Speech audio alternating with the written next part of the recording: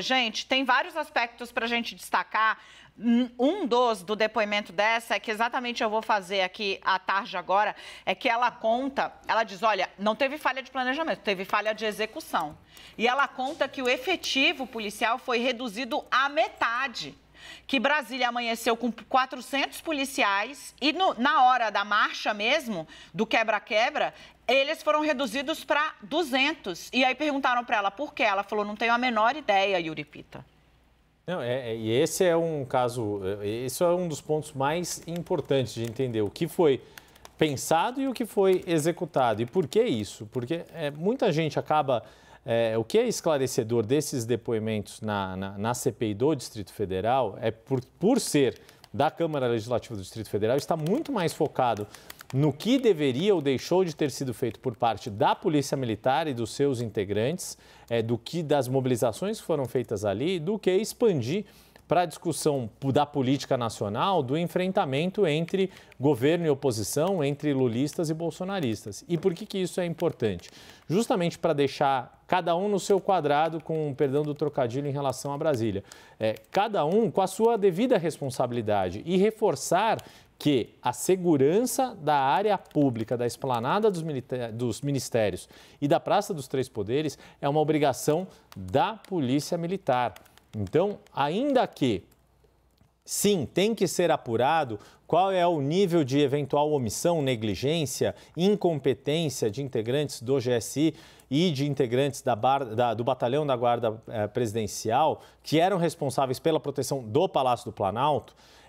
Também é importante entender qual foi a ação da Polícia Legislativa em relação ao Congresso Nacional, e as imagens mostram que houve um enfrentamento muito pesado, porque foi o primeiro palácio dos três poderes a ser atacado, como agiram os responsáveis pela segurança da sede do Supremo, tudo isso é importante. Mas há um erro, um pecado capital, um pecado inicial, que é ter permitido que essas hordas não só chegassem a Brasília da forma como chegaram, se instalassem no acampamento em frente ao quartel-general do Exército, mas permitir que elas marchassem e adentrassem a esplanada dos Três Poderes. É importante lembrar que naquela troca de mensagens, nos dias que antecederam o 8 de janeiro, há momentos em que se coloca que é preciso impedir o acesso à esplanada dos ministérios. Quando há uma concessão e a crença de que fariam essa marcha de forma pacífica e ordeira, como o então secretário executivo da Secretaria de Segurança Pública disse ao governador Ibanez Rocha numa das mensagens, houve um acordo para fazer essa marcha. Não é que ele foi lá e fez esse acordo, mas quem o informou da rua disse que seria uma marcha ordeira. E tudo o que havia de informações já naquele momento era uma clareza de que não eram pessoas dispostas a fazer uma marcha ordeira, eram pessoas dispostas a quebrar as sedes dos três poderes da República, como elas fizeram. Inclusive, porque como eu contei aqui na semana passada, na quarta-feira, quando saiu a matéria, ou foi essa semana? Gente, essa semana foi tão louca, foi semana passada, né? Quando saiu a matéria que derrubou o G. Dias, do Leandro Magalhães, eu contei aqui que a ABIN havia emitido alertas na sexta, no sábado e no domingo, em regime de plantão, citando o risco de violência e invasão a prédios, num documento que foi enviado à comissão do Senado e da Câmara Mista, que avalia a atuação dos órgãos de segurança, em especial para a Secretaria de Segurança do Distrito Federal. Isso hoje está na página 4 do jornal Folha de São Paulo, informação que você viu aqui na CNN na quinta-feira da semana passada. Um dia depois da matéria do Leandro Magalhães, foi quando a gente conseguiu levar para o ar a informação de que a ABIN avisou sexta, sábado e domingo, em especial aos órgãos de segurança do Distrito Federal. O GSI está nesse grupo, eu contei que são 41 órgãos que fazem parte do CISBIM. Aparentemente, essas coisas estão sendo disparadas pelo Zap, né? Teve gente que não leu, para vocês entenderem como está caótico o negócio. Mas a informação que você vê hoje nos jornais foi dada aqui na CNN na quinta passada. A ABIN avisou que havia risco de violência, depredação e invasão de prédios públicos. Olha o que está aqui, o certinho aqui da da Coronel Cíntia, né? Olha só, as informações que eu passei ao Fernando, o Fernando era o número 2 do Anderson Torres, que fica no comando quando o Anderson Torres sabendo que tinha isso, porque, de novo, alertas na sexta, no sábado e no domingo. Ele viaja dia 6, tá?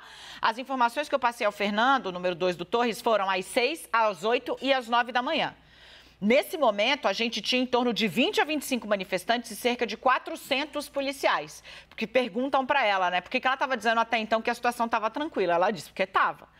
E aí ela é questionada. Por que tinha 400 policiais de manhã e à tarde só 200? Ela diz, só o departamento de operação ou o comando é que pode explicar isso. Confirmando redução à metade do policiamento. Ela diz ali, né, que ela foi indiciada por prevaricação e omissão quando todo o plano que ela armou foi completamente baseado em um ato que regulamenta as manifestações. O ato normativo foi todo contemplado. No momento, eu vou provar que o planejamento foi cumprido e que se houve algum tipo de prevaricação, não foi de minha parte. Se houve falha, foi com a minha saúde e com a minha família, que ela disse ter colocado em risco. A gente já localizou, para vocês entenderem exatamente a sonora em que o policial fala que havia até tráfico de... Perdão, um relato de estupro dentro do acampamento da Gente de Bem Diferenciada Cidadão Patriota? Ok, a gente já está chegando. Enquanto isso, Renata Agostini, a gente vai falar um pouco mais sobre GSI, colaboração, aparecimento ou não. Porque a versão do Gonçalves Dias, defendido ali com unhas e dentes por uma ala da esquerda, começa a ruir também, se comparado ao que estão dizendo os integrantes da Polícia Militar do Distrito Federal, a CPI, né? Se a gente compara o que ela disse com o que consta no depoimento do ex-ministro Gonçalves Dias para a Polícia Federal, tem uma contradição ali, alguma coisa não bate. Por quê? Porque G. Dias, questionado pela Polícia Federal sobre esse planejamento, sobre a chegada de informações a ele, sobre por que ele não adequou de forma mais para fazer frente ao que aconteceu e ele argumentou que não dispunha das informações necessárias, ele inclusive coloca de forma muito clara que ele não entendia por que o GSI, o Gabinete de Segurança Institucional, não havia sido convidado para participar de uma reunião preparatória com a Secretaria de Segurança Pública. Diz que isso era costumeiro, que na posse isso aconteceu e entende que o GSI deveria estar lá. A Coronel Cíntia disse que esse convite foi feito. E que não sabe, não entende por que o GSI não apareceu. Então, veja, tem duas perspectivas aí. O primeiro quando ela relata que a participação do GSI não alteraria o desenrolar da operação para a guarda da esplanada dos ministérios, porque ela diz, olha...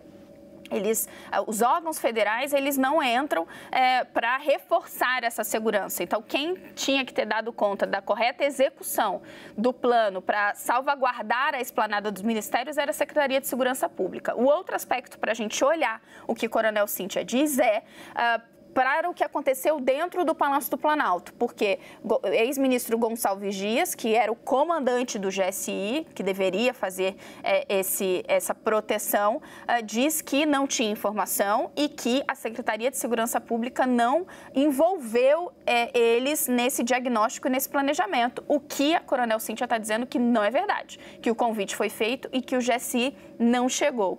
Dani, para te devolver, quando vocês falavam sobre essa questão, a diferença entre o planejamento que ela coloca e o que de fato ocorreu.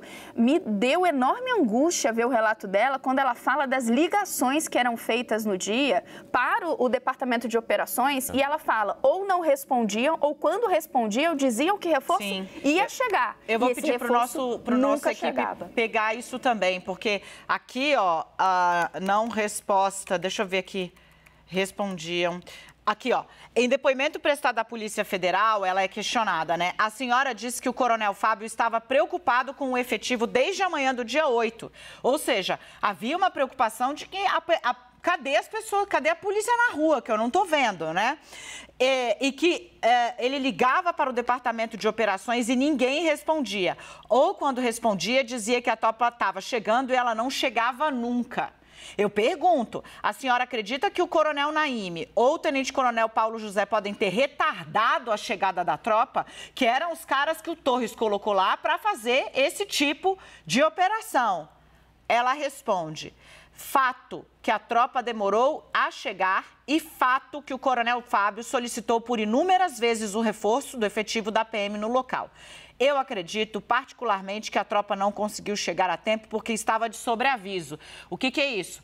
O policial está na casa dele, seja no centro ou no extremo oposto da região central da capital onde foi o ataque, e aí alguém precisa ligar para que ele bote uma roupa num domingo, vá até o batalhão, no batalhão ele vai lá, pega uma roupa dele de choque, qualquer coisa, entra num carro, o carro leva ele do batalhão onde ele estiver até a esplanada dos ministérios.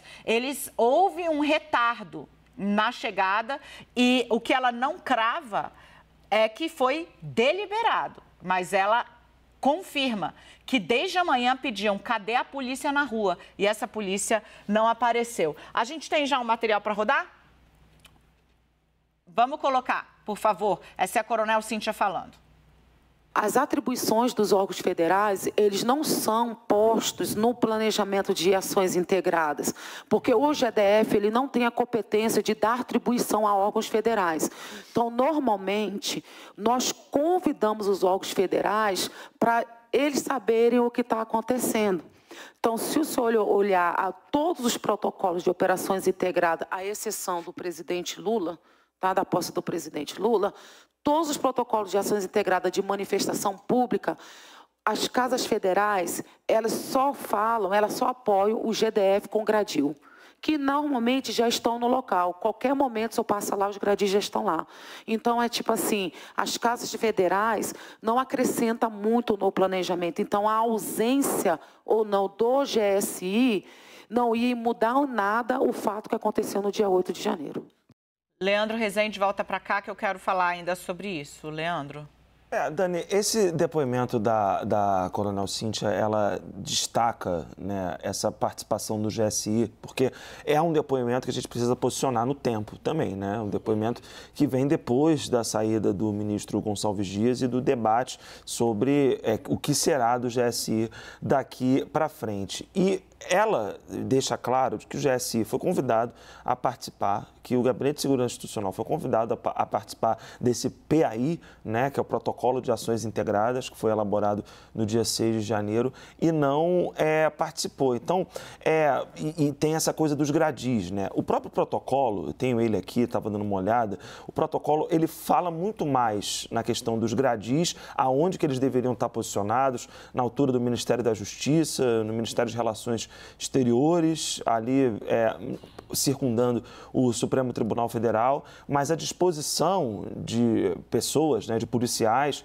ela não está destacada. E aí tem esse trecho que de fato chama muita atenção, quando ela diz, e foi o trecho que a Renata destacou, que as tropas elas não chegavam nunca. E aí que entra o grande problema, que foi salientado por várias pessoas que já depuseram nessa CPI e também a Polícia Federal, depoimentos que a gente já trouxe aqui, mas que deixam isso muito claro. O fato das tropas estarem de sobreaviso e não de prontidão que gerou o grande problema do 8 de janeiro. Porque o sobreaviso não é que o cara vai ficar fardado dentro de casa esperando dar algum problema para assim que acontecer ele sair correndo.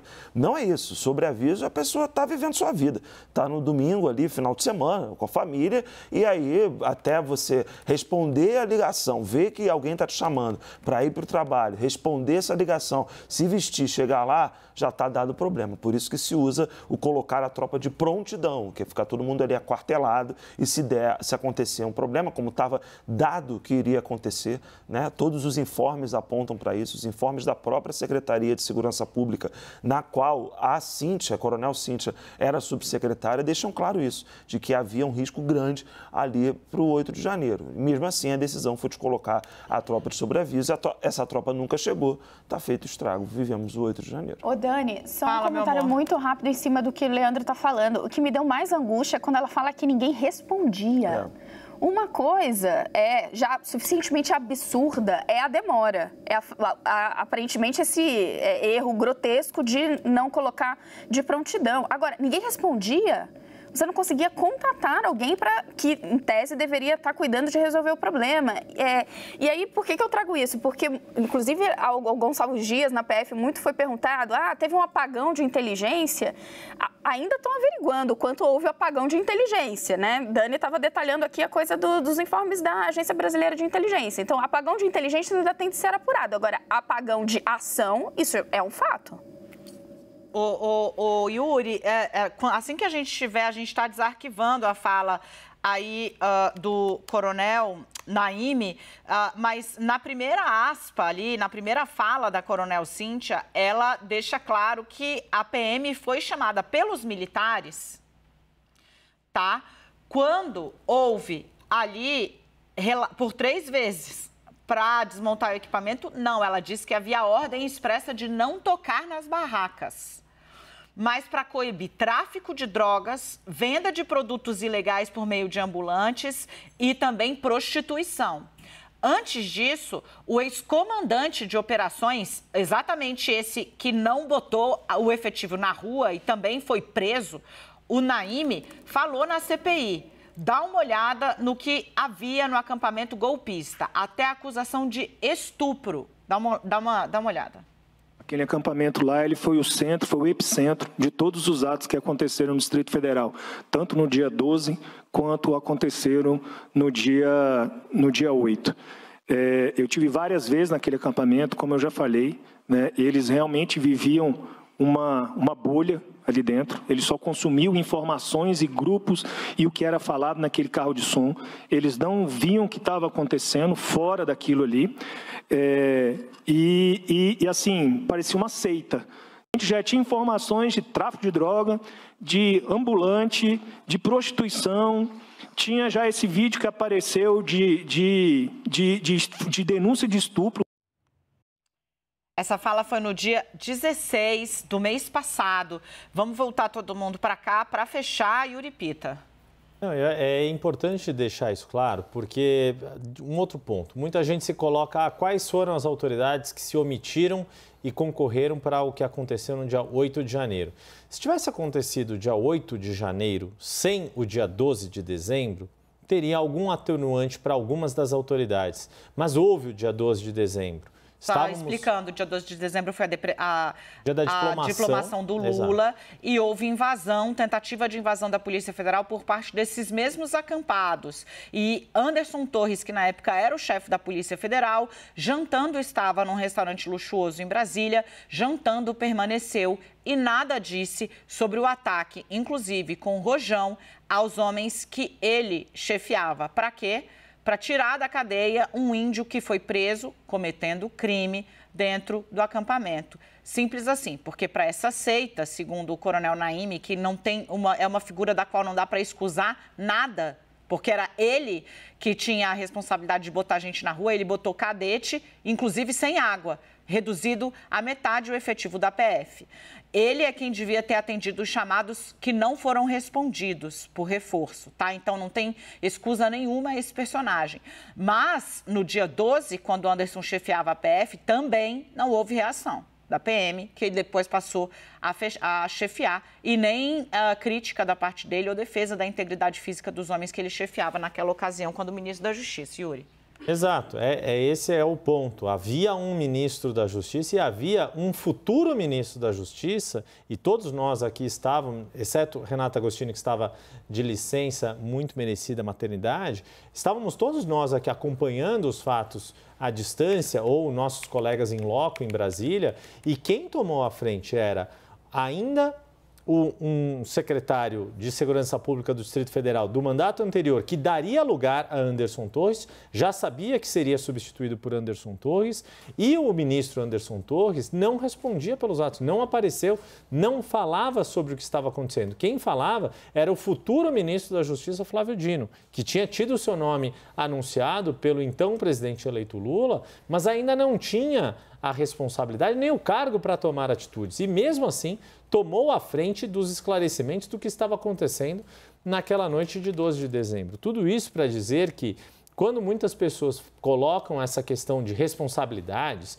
de omissões, de negligência, de que alguém quis que acontecesse o 8 de janeiro, é melhor olhar antes para o que aconteceu no dia 12 de dezembro. E aí, como a Dani disse, não somos nós que estamos falando aqui, é uma das autoridades responsáveis pelo policiamento, que foi o coronel Naime, nesse depoimento à CPI na Câmara Legislativa do Distrito Federal. E uma outra coisa é que havia cometimento de crime ali à torta e à direito o tempo inteiro, gente. Já era sabido. Tipo, você não precisava que o cara fosse lá atacar uma bomba, né?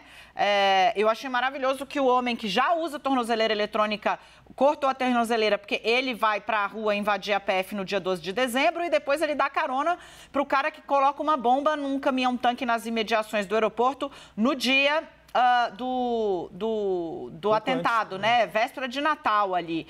E agora ele está se dizendo perseguido. Deu uma entrevista para a Folha de São Paulo. Ele falou, apenas eu dei uma carona para o cara que estava carregando uma bomba, né? E que ele viu que o cara tentou explodir. Ele confirma isso na entrevista e agora se diz perseguido. Não era gente...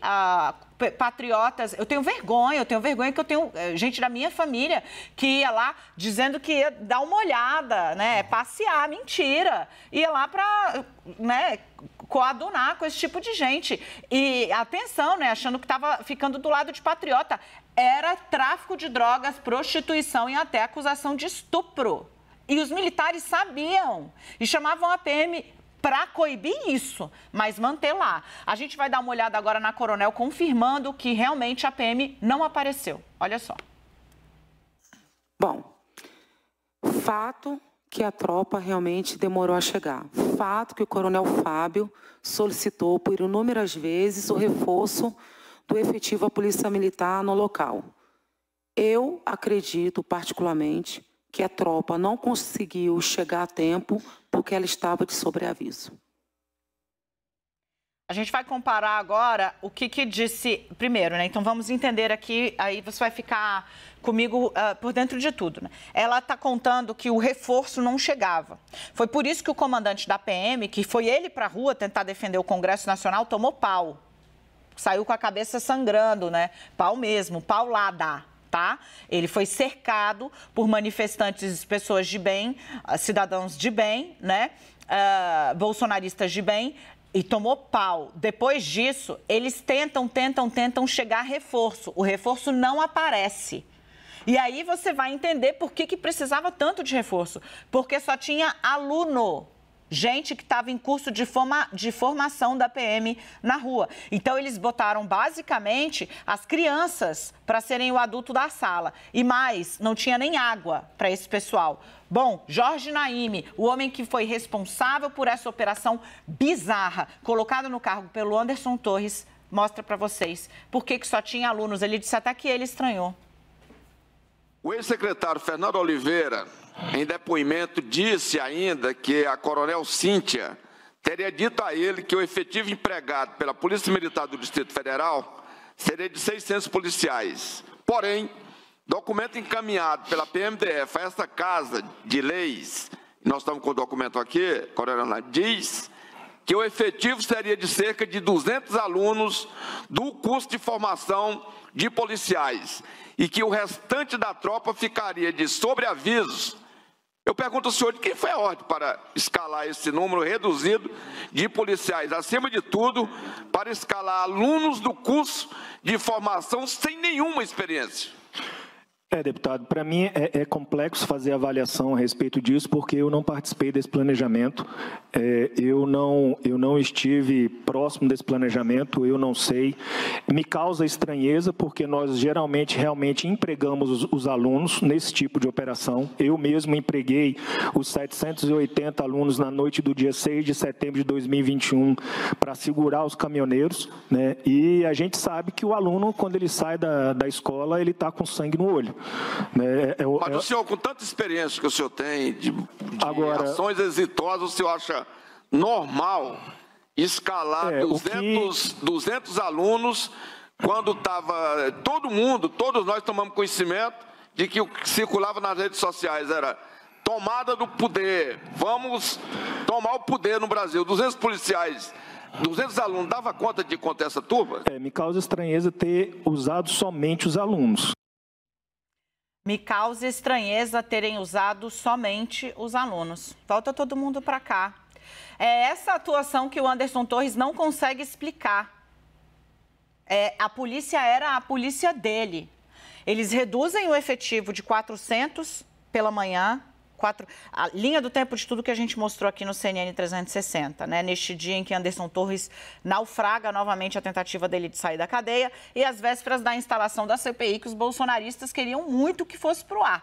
Atenção, amigos, cuidado com o que você pede, né? É exatamente isso. Primeiro, você sabe que o efetivo não apareceu e não respondeu nem a ordem do comandante da PM para aparecer. Que esse coronel que estava falando aí agora, que falou em seita e que relatou que havia estupro dentro do acampamento sob a guarda dos militares, confirmou que colocaram só, essa é a expressão que ele usa, só alunos para fazer o policiamento de Brasília no dia 8 de janeiro. E o deputado Chico Vigilante, que é o presidente dessa CPI, ele pergunta, mas todo mundo sabia que tinha convocação, vamos tomar o poder, é o povo tomando poder, por que só tinha... Aí ele fala, eu estranho terem usado só alunos, parece que não foi decisão dele. Mas, né, você também viu aqui no CNN 360 que não há explicação para a redução do efetivo. Eram 400 policiais pela manhã e na hora do vamos ver, à tarde. Edu, gira as imagens, por favor, do momento em que eles quebram a barreira e entram em Brasília. É aquele fiapo de policiamento e colocaram os alunos lá. Os alunos lá, Renata Agostini. Olha aí, gente, essa imagem é muito bizarra, gente. Tem 2 ônibus da polícia ali, um fiapo de, agora a gente sabe, aluno, com gás de pimenta na mão. Eles não levam 10 segundos para passar. Isso precisa ficar claro, porque cada dia eles vão tentando, né? Aí você começa a falar... outra coisa que você viu é a policial falando que o GSI está lá ou não ia fazer diferença nenhuma, porque os órgãos federais ajudam a PM com gradil, que foi a primeira coisa que os caras passaram. Deliberadamente tiraram a polícia da rua, porque o efetivo foi reduzido à metade. Olha isso, gente. Não leva 10 segundos, ó. O primeiro invasor até para, pau na polícia, pau na polícia, pau na polícia. Foi, já era, tá dominado, desceu. É impressionante. Renata Agostini. Primeiro chama muita atenção, é um pouco vexatório a gente rever esse depoimento quando ele fala, eu não participei do planejamento, eu estranho isso, eu não sei. Porque ainda que, depois do ocorrido, alguém num posto de comando, como é o caso de Naime, entenda que, olha só o problema que deu, tal coisa, eu não participei, né? Você não se inteirou, você não entendeu que o problema grave que foi causado, então se coloca ali numa posição de, isso eu não estava, isso eu não sei, isso eu estou estranhando. Não me parece uma postura que devemos simplesmente aceitar. A gente volta e meia fala sobre isso aqui, né? Que desconhecimento, seja de leis, por exemplo, resgatar aqui comentários que fizemos no caso das joias. Desconhecimento de leis não é desculpa para se cometer algum tipo de infração e irregularidade. Obrigação do agente público ou de alguém que está exercendo um cargo público estar inteirado da maneira correta de se fazer qualquer coisa. Nesse caso, me parece ainda mais gravoso, porque seria obrigação da cadeia de comando tomar todas as precauções antes do ocorrido e mais, percebendo o problema em curso, a gente deveria ver relatos de uma correria danada para coisa ser sanada. Mas o que a gente vê quando vai juntando as peças não atendiam, não respondiam, não sei, não participei. Realmente é muito chocante quando a gente vai juntando as peças. Leandro, você gostaria de salientar mais algum dado descrito aí pela Coronel Cíntia, a CPI do Distrito Federal? O Guilherme Sete, que foi o nosso editor Super 7, que ouviu tudo, né? Estava manifestando o espanto dele com a naturalidade com que é relatado ali, que sabidamente ocorria crime dentro desse acampamento, que os militares impediram que fosse desmontado e por pelo menos 3 vezes chamaram a polícia, mas para que eles coibissem prostituição e tráfico de drogas que estava acontecendo lá dentro. Pois é, aí chama a polícia para coibir esses crimes, mas não toca na barraca, né? Não toca ali na igreja. Realmente, a situação dos militares é algo que precisa ser... A atuação dos militares no 8 de janeiro é algo que precisa ser encarado de frente em algum momento, né? Porque não tem explicação para esse tipo de depoimento. Isso precisa ser perguntado aos militares, seja nessa CPI ou na CPMI que vem aí. Por que eles sabiam que estavam acontecendo crimes, mas deixa o acampamento aí? E os outros policiais, como o Jorge Naime, por exemplo, dizendo que aquele acampamento era a fonte de todo o mal, né? Dali que saiu tudo que aconteceu no 8 de janeiro. Só para fechar, porque a gente falou muito desse protocolo, dos efetivos e tudo mais, eu reli aqui o protocolo enquanto a gente estava conversando, o protocolo de ações integradas do 8 de janeiro, e ali não aparece o número de policiais que foram escalados para aquele dia. E a Coronel Cíntia é perguntada justamente por isso. Por que o protocolo não estabelece quantas pessoas devem ser responsáveis pela segurança de um determinado perímetro? Quantos policiais devem ser empregados? E o que ela explicou à CPI é o fato de que só as próprias corporações que podem dizer isso. São elas que determinam. O protocolo, ele é geral. Ele não tem como, na elaboração do protocolo, você dizer quantos policiais civis tem que estar, quantos de determinado comando precisam estar presentes. E aí tem essa situação que a gente explorou bem, e aí eu acho que é só para reforçar, porque ela, Coronel Cíntia, avisa de manhã, 6, 8 e 9 da manhã. Ela passa ao comandante ali, né, ao secretário Fernando, que a situação estava sob controle, às 6, às 8 e às 9 da manhã, porque você tinha 25 manifestantes e 400 policiais militares. E aí essas imagens que a gente está vendo aqui do nosso lado na tela agora. No começo da tarde você tinha 200 policiais, a metade, e um número muito maior do que 25, do que 25 a 40 manifestantes.